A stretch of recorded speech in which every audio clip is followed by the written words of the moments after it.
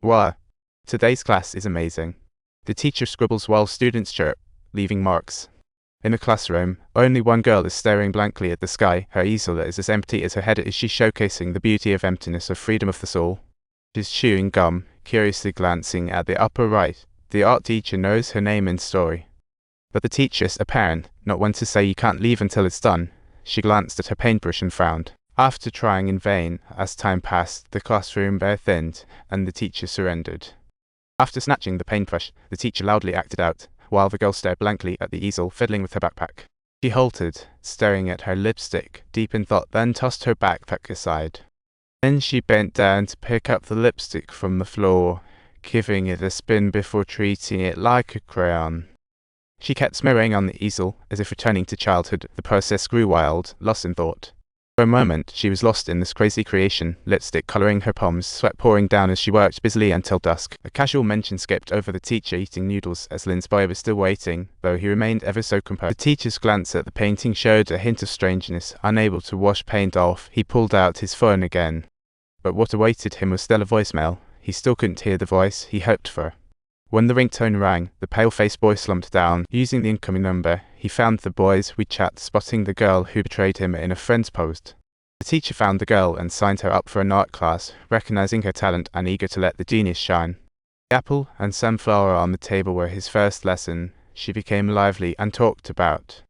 But she ignored the teacher's advice, persisting in drawing with crayons, which made the teacher jump to his feet in fury and slap his hands together loudly.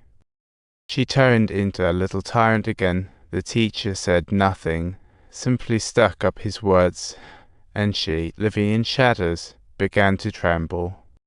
Having never seen the sun, she pouted in frustration, while her grandma maintained a beaming smile.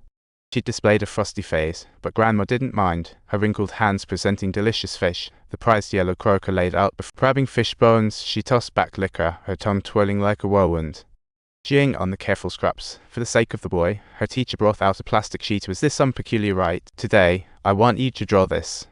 You better get it done, or don't you dare disappoint me. Remember to capture each crease's shadow.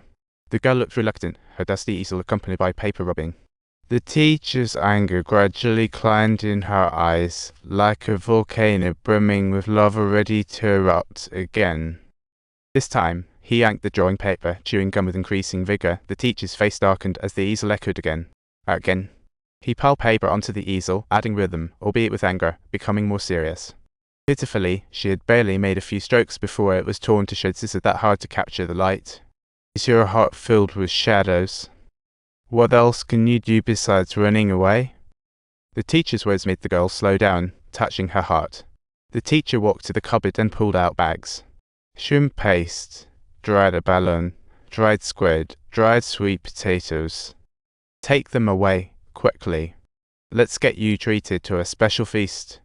As an art student, you need to pay tuition. Just for her, can't you try a little harder? Tears welled up in her eyes.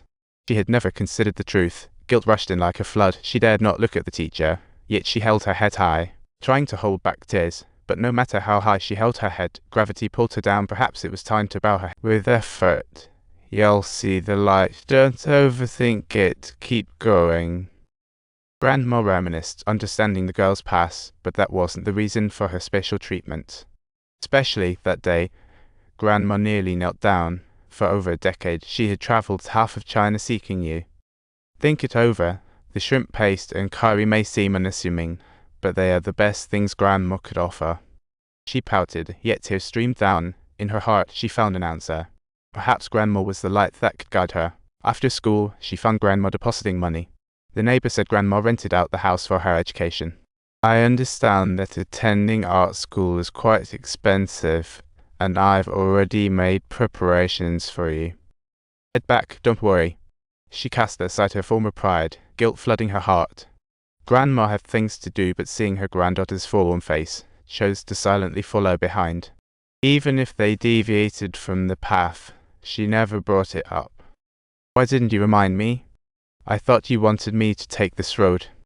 I've always been right behind you. She trod carefully, always protecting her granddaughter so that she wouldn't worry. Don't worry, Grandma's found a suitable rest home, but the girl kept staring at the sea, not daring to look up. Spotting little flowers climbing the cliff, Grandma began reminiscing about her granddaughter's childhood. "Do you remember when you picked so many seeds here? I totally forgot. Where's the food?" Just then, the boy's phone rang, but the person calling was ironically the girl across from